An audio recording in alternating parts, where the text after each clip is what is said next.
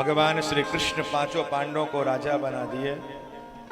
राजा बनने के बाद भगवान ने कहा कि आप राजसु यज्ञ करो। तो राजसु यज्ञ के लिए तैयार हुए, लेकिन महाराज एक मगध देश का राजा है, वो दान नहीं देगा।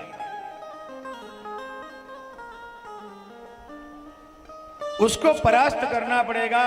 तो भगवान श्री कृष्ण ने कहा कि चलते हैं अर्जुन, भीम और भगवान श्री कृष्ण।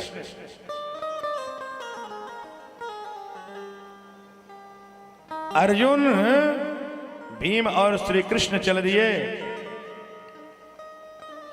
और चलते हुए जरासंध महाराज के पास में, क्योंकि जरासंध जब ब्राह्मणों ने 11,000 ब्राह्मणों ने तप किया था, उससे भगवान को उन्होंने रण छोड़ करके भाग गए थे। तब से जरासंध ब्राह्मणों को इतना दान देता है कि एक बार दान कर दोबारा मांगने की जरूरत नहीं पड़ती है। तो ब्राह्मण का वेश बना करके भगवान श्री कृष्ण, अर्जुन और भीम चल दिए हैं और जरासंध के दरबार में गए हैं। भगवान श्री कृष्ण कहते हैं, राजन भिक्षाम देहि। मेरे प्यारे जरासंध कहते हैं, आइए ब्राह्मण देवता बैठिए, क्या चाहिए? बोले महाराज बस कुछ मांगने आया हूं, आप देंगे? बोले हाँ। बोले देंगे? बोले हाँ। 3 बार वचन ले लिया।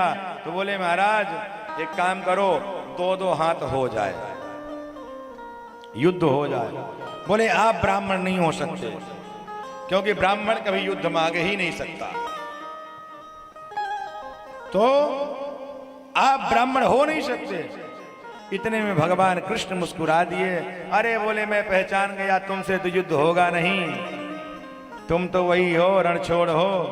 क्योंकि जरासंध जानता था कि यदि भगवान कृष्ण से युद्ध करूंगा तो भगवान मुझे परास्त कर देंगे। अर्जुन की तरफ देखे बोले तो बहुत दुबले पतले हैं, क्योंकि जानता है कि यह ब्रह्मास्त्र है और गांडीव इसके हाथ में है, एक बार में ही काम तमाम कर देगा। तो अर्जुन से भी युद्ध नहीं करूंगा। तो भीम को देखा कि ये थोड़ा हष्ट-पुष्ट इन्हीं से हो जाए। 27 दिन तक युद्ध चला है।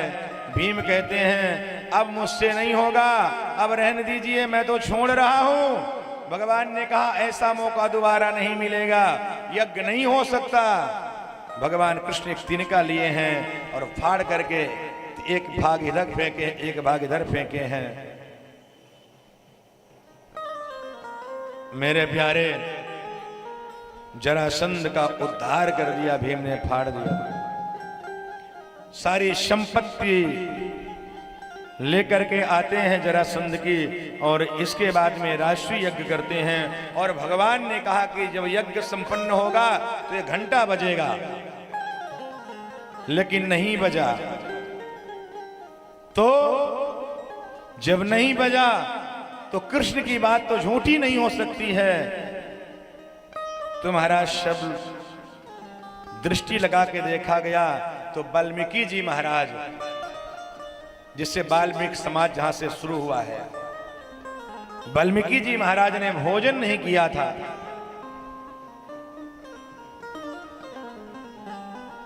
तो महाराज अर्जुन गए, भीम गए, नकुल गए, सहदेव गए, लेकिन वाल्मीकि जी नहीं आए। जब स्वयं दया की मूर्ति द्रौपदी जाती हैं और उनके चरणों में प्रार्थना करती हैं कि यदि आप यज्ञ में नहीं आएंगे तो यज्ञ सफल नहीं होगा। जब प्रार्थना करते हैं तो उनकी प्रार्थना स्वीकार करके वाल्मीकि जी आए हैं और भोजन किए हैं। इसके बाद घंटा अपने आप बजने लग गया। तो कहते हैं आज एक